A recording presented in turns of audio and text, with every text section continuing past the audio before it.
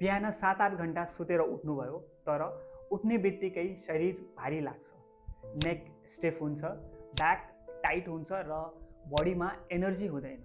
अनि मनमा एउटै क्वेसन आउँछ, राम्ररी सुतेको त हो, फेरि पनि किन यति बडी टायर्ड फिल हुन्छ? यदि तपाईलाई पनि बिहान उठ्दा यस्तो हुन्छ भने आजको यो 5 मिनट्स मर्निङ योगा रिसेट तपाईको लागि हो। आज हामी कुनै यस्तो डिफिकल्ट योगा गर्ने छैनौँ, जस्ट 5 मिनट्स बडीलाई जेन्टली वेकअप गराउनेछौँ। सबैभन्दा पहिलो एउटा कुरो बुझौँ, बिहान उठ्दा शरीर भारी हुनुको कारण सधैँ निद्रा कम हुनु मात्र होइन। हामी धेरै समय एउटै पोजिसनमा सुत्छौँ, त्यसैले बिहान उठ्दा हाम्रो नेक, हाम्रो सोल्डर अनि हाम्रो स्पाइन र हिप्स वरिपरि स्टिफनेस महसुस हुन सक्छ। त्यसमाथि स्ट्रेस अनि लामो समयसम्म कम्प्युटर अथवा मोबाइलमा बस्ने बानी र फिजिकल मुभमेन्ट कम हुनु, यी सबैले बडीलाई अझ टाइट फिल गराउन सक्छ। त्यसैले बिहान उठ्ने बित्तिकै मोबाइल हेर्नुभन्दा पहिलो आफ्नो बडीलाई केही मुभमेन्टहरू दिनुहोस्। सो अब हामी यो 5 मिनट्सको सेसन सुरु गरौँ। सो सबैभन्दा पहिला एउटा कम्फर्टेबल पोजिसनमा बस्नु होला। बेडमा हुन्छ भने बेडमा बस्नुहोस्, अथवा चेयरमा हुन्छ भने चेयरमा, अथवा तल हुन्छ भने तल पनि बस्दा हुन्छ। एउटा कम्फर्टेबल पोजिसनमा बसेर आफ्नो ढाडलाई सिधा राख्ने प्रयास गर्नुहोला। दुईटै हातलाई यसरी निजमा राख्नुहोस् र हामी नेक मुभमेन्ट गर्छौँ, माथि लगेर जान्छौँ अनि तल। ओके, सो इनहेल गर्नुहोस्, नेकलाई माथि, एक्सहेल गर्दै तल। 1 2 3 4 5 6 7 8 9 10। ओके, अब नाउ सेम वेमा हामी लेफ्ट साइड अनि राइट साइड लगेर जान्छौँ। 1 2 3 4 5 6 7 8 9 10। Okay, slowly in centre.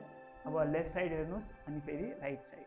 Okay, so continue. 1 2 3 4 5 6 7 8 9 and 10। Okay, so gentle movement हुन्छ, एकदम कम्फर्टेबल पोजिसनमा, कुनै पनि फोर्स नलगाउनु होला, जेन्टल मुभमेन्ट जसरी हुन्छ त्यसरी गर्नु होला। ओके, अब त्यसपछि हामी सोल्डर मुभमेन्ट्स गर्छौँ। सो बिस्तारै सोल्डरलाई माथि लगेर जाने अनि तल लिएर आउने। सो राउन्ड मुभमेन्ट गर्नुहोस्। 1 2 3 4 5 6 7 8 9 10। ओके, अब रिभर्स गर्नुहोस्। 10 9 8 7 6 5 4 3 2 and 1। ओके, सो अब यदि तपाईँ दिनभरि ल्यापटप अथवा मोबाइल वा डेस्कमा काम गर्नुहुन्छ, सो यो सिम्पल मुभमेन्टहरू छ, सो तपाईँको मर्निङ रुटिनको इम्पोर्टेन्ट पार्ट बन्न सक्छ। सो नेक्स्ट हामी अब दुईटै हातलाई साइडमा राख्नेछौँ र दुईटै हातलाई सँगै माथि लगेर जानेछौँ। फिङ्गरलाई इन्टरलक गरेर पाम्सलाई माथि प्रेस गरेर सोल्डरलाई माथि स्ट्रेच गर्नेछौँ। एल्बोलाई सिधा राख्ने प्रयास गर्नुहोस् र स्पाइनलाई अरू माथि एक्सटेन्ड गर्नुहोस्। ओके, तान्नुहोस् बडीलाई माथि as much as you can, जतिसम्म हुन्छ माथि हेर्नु होला अनि बिस्तारै हातलाई तल।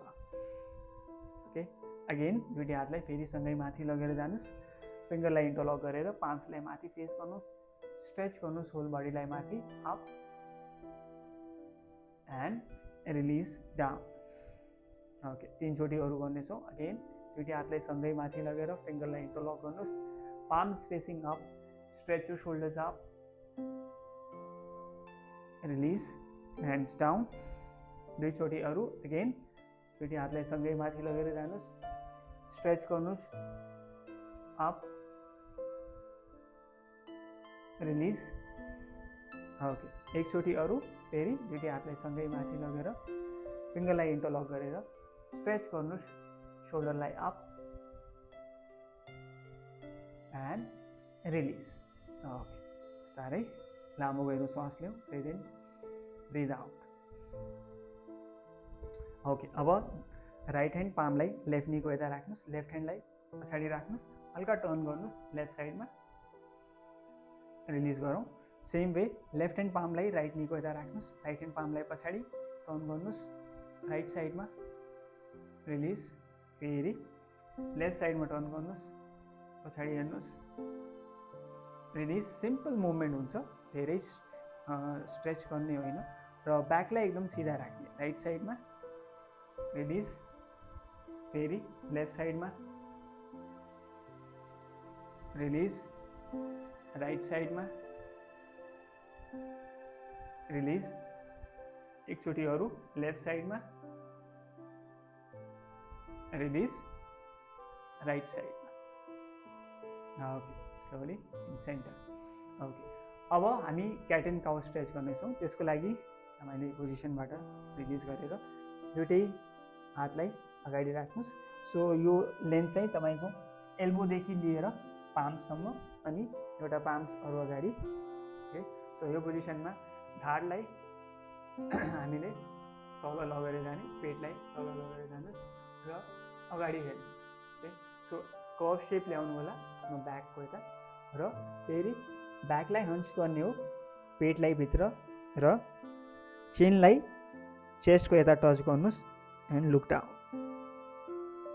सो इनहेल गर्नुहोस्, अगाडि हेर्नुहोस् र ब्याकलाई तल, एक्सेल गर्दै ब्याकलाई हन्च गर्नुहोस्, look down, continue, inhale, in front, exhale, down, inhale and exhale सँगै गर्नुहोस्, inhale, look in front,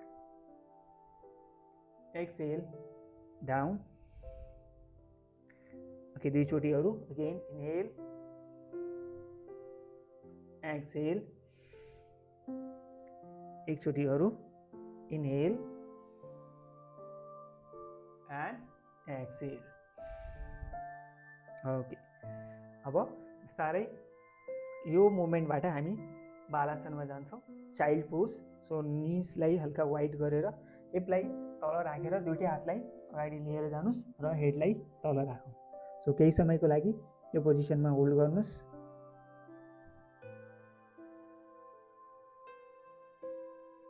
okay, बिस्तारै रिलिज गरौँ, माथि आउनुहोस्। पोस्चरलाई रिलिज गरेर अब बस्नुहोस्।